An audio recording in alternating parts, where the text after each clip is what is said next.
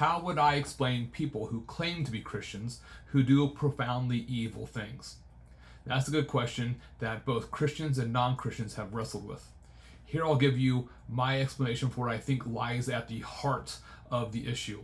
It provides the foundation for someone to live in a way that's completely incongruent with the claim to be a Christian. It's cheap off-brand theology. Let me explain.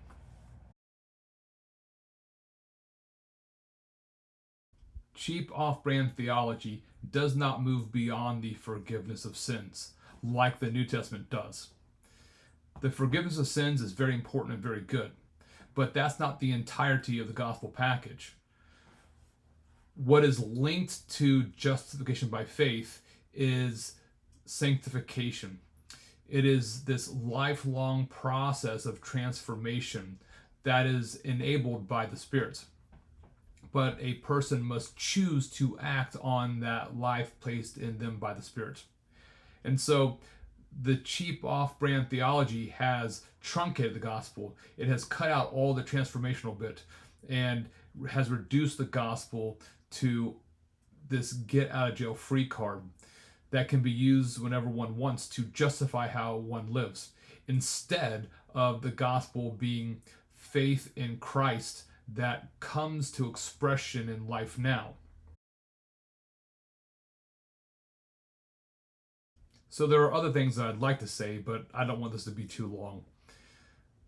What I'm trying to convey here is that it is true that Christianity is based on faith.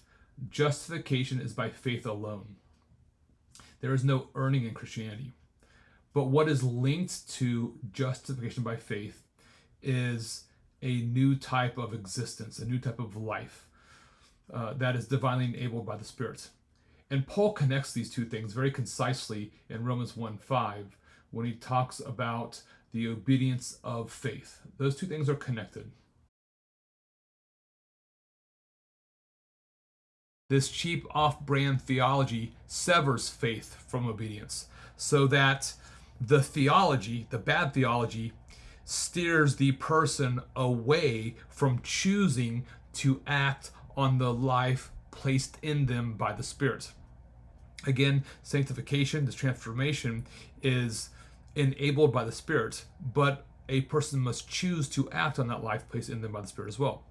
So the bad theology steers the person away from making that decision. And that's what I'm suggesting is the beginning of a person who claims to be a Christian who ends up doing evil, awful things.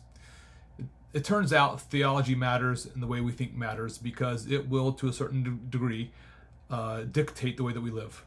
So it's important that we understand the theology of the New Testament and what it means to be a Christian. And I'll just add quickly that the New Testament has very strong words for people who claim to be Christians, but then live according to the flesh or live in a way that's not congruent with the claim to be a Christian.